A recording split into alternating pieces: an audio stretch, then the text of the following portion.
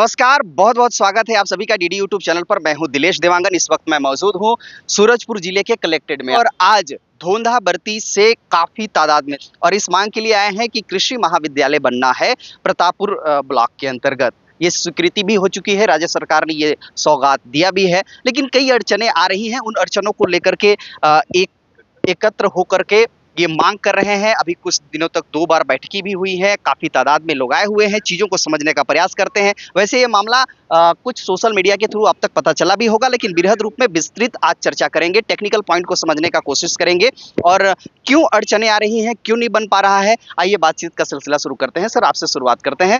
देखिए, ये पहला बार ऐसा अवसर मिला है हम लोगों को कि हम अपने क्षेत्र के लिए सरकार से, अपने जनप्रतिनिधियों से किसी भी चीज़ की मांग करें जो हमारे क्षेत्र के लिए एक वरदान साबित हो। में हमारे ग्रामीण लोग हैं और सारे लगभग बीजेपी के कार्यकर्ता हैं।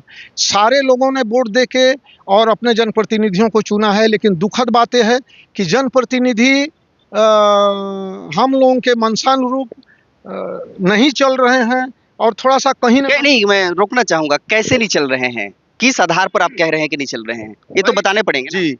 23 तारीख को जैसे माननीय विधायक महोदया के द्वारा बताया गया था कि मैं 3 बजे उपस्थित रहूंगी और सारे लोगों को हम लोग बुला लिए और वो नहीं आई और न तो किसी व्यक्ति को ऐसा फ़ोन पर उन्होंने सूचना दिया कि मैं नहीं आ पा रही हूँ, क्यों नहीं आ पा रही हूँ। इससे हम लोगों को थोड़ा मायूस। आप लोगों ने संपर्क करने की कोशिश की, उनसे बात करने की कोशिश की, अपरिहार्य कारणों से जो चूंकि सोशल मीडिया पे चल रहा था कि वो सीएम हाउस में थे, मुख्यमंत्री जी से बात कर रहे थे, उनकी बैठक चल रही थी, इसलिए उपस्थिति नहीं हुई। तो आप लोगों ने संपर्क साधने की कोशिश की कि आखिर उनकी उपस्थिति क्यों आज नहीं हो रही?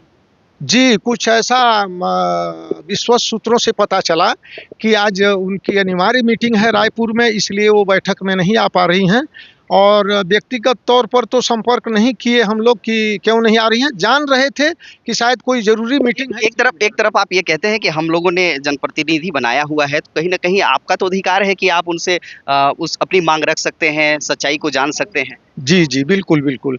नहीं, अब तो अब आगे की कार्रवाई तो यही। चलिए आगे बढ़ते हैं।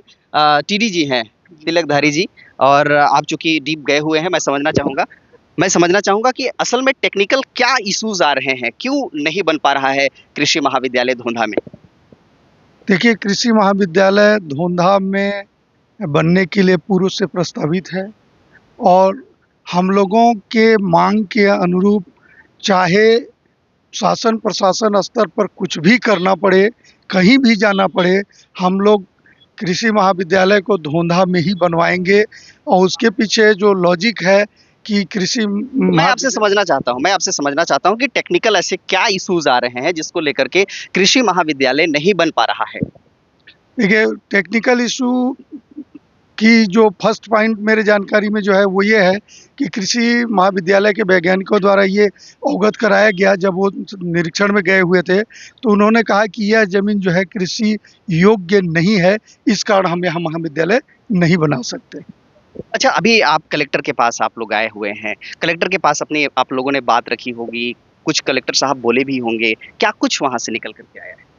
कलेक्टर सर के पास हम लोग वाड्डफनगर प्रतापपुर जनपद पंचायत के लगभग 500 लोग जो 200 ग्रामों में निवास करते हैं, सभी लोग एक आवेदन लेकर कलेक्टर साहब के पास गए और उन्होंने ये बताया कि यदि ज़मीन गौचर मद की होगी तो हम निश्चित तौर पर उस ज़मीन को यूनिवर्सिटी के लिए अलॉट करेंगे और आपका महाविद्यालय वहाँ पर बन सकेगा।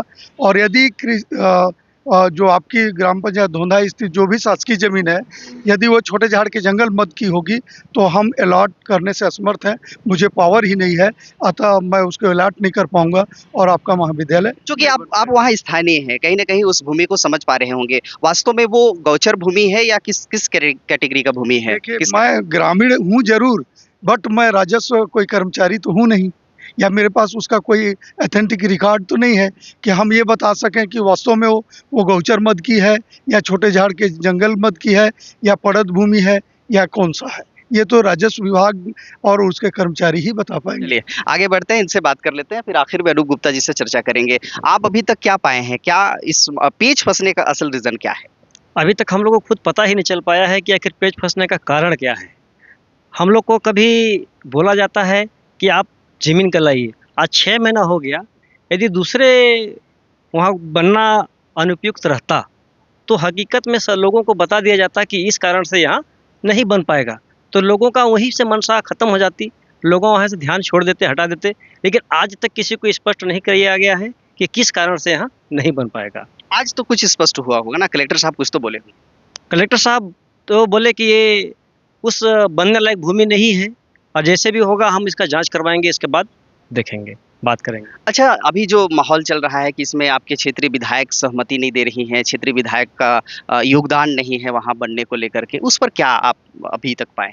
नहीं, अब तक तो उनसे रूबरू नहीं हो पाए हैं कि हम उनका योगदान नहीं है या उनका सहयोग नहीं है, किसी कारण से उनसे हम लोग का संपर्क नहीं हो पा रहा है, उनसे बातचीत नहीं हो पा लेकिन जब ये माहौल जाता है कि विधायक जी उसमें इन्वॉल्व नहीं है, नहीं चाहती, इस तरह की अफवाहें जो चल रही हैं, उसको फिर पुख्ता तौर पर कैसे कह सकते हैं कि वो नहीं चाहती हैं? क्योंकि सुनने में ये भी आया है कि जब एक कृषि महाविद्यालय का जो प्रपोजल आया तो सबसे पहले उन्होंने ही भेजा था धुंधा में और जांच कराने के लिए, क्योंकि जब कृषि वैज्ञानिकों की टीम आई थी उनके कहने पर आई थी। सबसे पहले तो मेरे को ही बताया गया था कि धोंधा में, मैं बताया था कि धोंधा में उपयुक्त ज़मीन है और खाली ज़मीन है, और मेरे से ये नक्शा खतर विवरण मंगाया गया था, और सबसे पहले मैं ही अवगत कराया था ले जाके।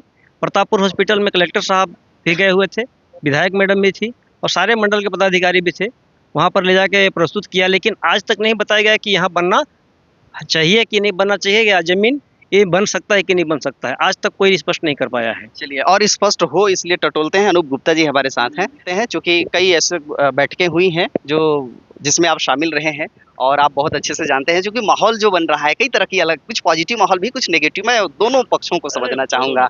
तो देखिए, पहले तो यही जानना चाहूंगा कि जैसे काफी लोगों से चर्चा करने के बाद एक बात स्पष्ट होती है कि अभी तक जो बात कही जा रही है, आप लोग एकजुट होकर के आ रहे हैं, जिसमें आपका क्षेत्र का सबसे बड़ा प्रतिनिधि कहीं ना कहीं विधायक होते हैं, विधायक के साथ आप लोग नहीं आ रहे हैं। और मैं ये समझना चाहता हूँ, विधायक के ऊपर आरोप भी लग रहे हैं कि विधायक नहीं चाहती है, विधायक का मंशा नहीं है कि धुंधा में बने। क्लियर तो करिए साहब, आखिर बीच का अंदर की बात क्या है? विधायक जी के सौजन्य से ही धोंधा प्रस्तावित हुआ है, ये आप लोग को पता होना चाहिए, और उन्होंने ही एसडीएम साहब को और कलेक्टर साहब को बोल करके वहाँ का प्रस्ताव नक्शा खसरा मंगवाए थे। तो फिर ये जो अफवाह क्यों फैल रहा है बाजार में, जो सोशल मीडिया के थ्रू चलता है कि नहीं विधायक जी नहीं चाहती हैं, विधायक जी जानबूझ करके धोंधा से लेकर के खड़गावा में ले जा रही हैं, आप लोगों ने कभी पुख्ता तौर पर ये जांचने की कोशिश की, बात करने की कोशिश की कि वाकई में उनकी मंशा क्या है? नहीं, आपको फिर जानकारी नहीं है, विधायक जी के मंशा से वहाँ नहीं जा रहा है, वो कुछ वैज्ञानिक लोग कन्विंस कर दे रहे हैं कि ये पथरीली जमीन है, यहाँ नहीं बनाया जा सकता, तो वैज्ञानिक लोग ही उस जमीन को तलाशे हैं और तलाश करके उन्होंने प्रस्तावित कर रहा है कि इस जमीन पर बनेगा। उस पर जनता आक्रोशित है कि वहाँ खड़गांव में न बने, ये आपका धोंधा में ही बने हुए। तो अब जैसे आज आप लोग बाकायदा कलेक्टर साहब के पास आए हैं, कलेक्टर साहब से बात हुई होगी, कुछ टेक्निकल इश्यूज पर भी बात हुई होगी, क्या अड़चने आ रही हैं, क्या क्या अड़चने आ रही हैं, किसमें मुश्किल हो रहा है? तो अभी तक क्या लग रहा है किसमें मुश्किल हो रहा है? आज तो कलेक्टर साहब के कथनानुसार अड़चन जो वैज्ञानिक वाला हो तो है ही नहीं, दूसरा अड़चन बता रहे थे वो। हाँ, वही नई नई बातें आ रही हैं, नई बातें आ रही है। तो वो बोले कि वो जमीन गौचर मत का होगा तो वो अपन अलाट कर देंगे, और या पड़ती मत का होगा तो अपन अलाट कर देंगे। फिर मैं बोला कि 250 एकड़ जमीन है, उसको दिखवा लीजिए। तो बोले कि दिखवाते हैं, जहाँ पे बनाने योग्य है अपन उसको जांच करके बनवाएंगे वहाँ।